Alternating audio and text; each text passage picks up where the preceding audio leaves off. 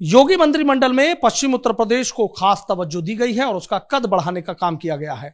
जिस तरीके से सबसे महत्वपूर्ण विभाग माना जाता है गन्ना विभाग, वो पश्चिम के पास ही रहा है। 2017 में सुरेश राणा थे लेकिन चुनाव हार गए और इस बार वो चौधरी लक्ष्मी नारायण सिंह को दिया गया है। क्या है इसको लेकर बीजेपी की सोच, यही हम जानते हैं बीजेपी के पूर्व प्रदेश अध्यक्ष और ज्वाइनिंग कमेटी के अध्यक्ष डॉक्टर लक्ष्मीकांत वाजपेयी से। डॉक्टर साहब, जिस तरीके से कहा जा रहा है कि और की सरकारों की बात करें या बीजेपी की बात करें, जो मंत्रिमंडल का गठन हुआ है उसमें पश्चिम उत्तर प्रदेश को खास तवज्जो दी गई है। नहीं, निश्चित तौर पर पश्चिमी उत्तर प्रदेश को प्राथमिकता मिलनी भी चाहिए थी। सर्वाधिक टैक्स देने वाला क्षेत्र, तब माल हम देंगे और प्राथमिकता दूसरे को मिलेगी, उचित नहीं था। लेकिन एक बात जरूर कहना चाहता हूं, ये जवाब उसको है जिन्होंने किसान आंदोलन के नाम पर पश्चिमी उत्तर प्रदेश में एक वातावरण बनाने का प्रयास किया था और भाजपा विरोधी वातावरण बनाया था। उनको जवाब तो जनता ने दे दिया। पश्चिमी उत्तर प्रदेश से हमें अपेक्षित मात्रा में सीटों का मिलना और सरकार बनने में महत्वपूर्ण भूमिका होना, ये दोनों में जवाब तो जनता ने दे दिया।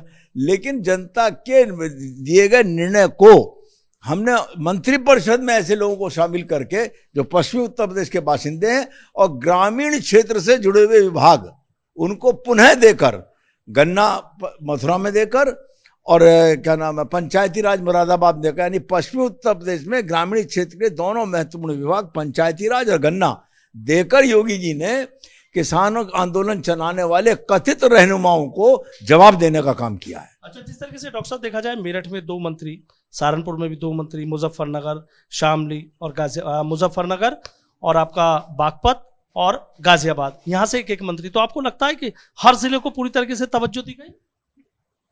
अच्छा होगा कि ये जो बने हुए मंत्री हैं अब ये उसी तरीके से जनता की सेवा करें जैसे चुनाव में वोट मांगते समय जनता से वादा किया था।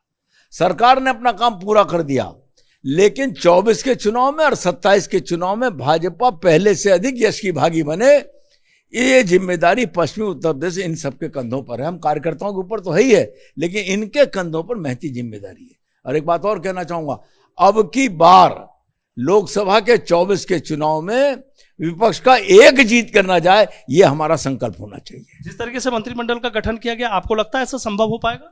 संभव है। मैंने कहा था 14 के चुनाव में कि सपा का संसदीय दल जाएगा इनोवा में और कांग्रेस का संसदीय दल जाएगा मारुति 800 में। 2 मारुति 800 में कांग्रेस के गए और सपा के 5 जीत के इनोवा में गए। अच्छा, जिस तरीके से एक घेराबंदी की गई थी, 3 जिलों तक सिमट के रह गया किसान आंदोलन की। अगर अब हम बात करें, किसान आंदोलन कहां से रह गया? किसान आंदोलन है ही नहीं। और अगर सरकार चाहे तो इसका पर्दाफाश भी कर सकती है कि किसान आंदोलन क्या था और उसके पीछे कौन लोग थे। डॉक्टर साहब, गठबंधन था पूरी मजबूती से, तमाम देखा, लोगों की भीड़ जुटाई गई, तमाम चीजें कही गई। आपको लग रहा है कि 2022 में तो कुछ नहीं कर पाए, 2024 की बात कर ले तो ये गठबंधन तो रहने वाला, जिस तरह की चर्चाएं हैं? गठबंधन का तो तमाशा आज सपा के कार्यालय में हो रहा है। इस समय केशव देव मौर्य महान दल नहीं गए, पल्लवी पटेल अपना दल कमेरा की नहीं गई, उनके महामंत्री गए हैं। शिवपाल यादव भागवत सुन रहे हैं सैफई में बैठे हुए, नहीं गए। तो उस गठबंधन के, और जयंत चौधरी नहीं गए, उनके जो संसद विधानमंडल दल का नेता गया है। कुल मिलाकर गठबंधन के तो 3-5 हो चुका और 24 का चुनाव आते आते जूतों में दाल बटेगी इनमें। अच्छा, तो बिल्कुल माना जाए कि 2024 क्लियर? 24 क्लियर है, भाजपा का है, नरेंद्र मोदी जी का है, योगी जी का है। बहुत बहुत शुक्रिया, बहुत बहुत शुक्रिया। तो देखिए, डॉक्टर लक्ष्मीकांत वाजपेयी हैं हमारे साथ हैं, सीधा कह रहे हैं कि पश्चिम उत्तर प्रदेश को वाकई तवज्जो दी गई है, नेताओं का कद बढ़ाया गया है। और जिस तरीके से हम कह रहे हैं कि 2024 को लेकर जो मंत्रिमंडल का गठन किया गया है वो 2024 को ध्यान में रखते हुए किया गया है।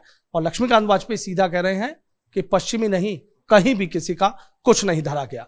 वीडियो जर्नलिस्ट सत्येंद्र सिंह के साथ सनूज शर्मा, एबीपी गंगा, मेरठ।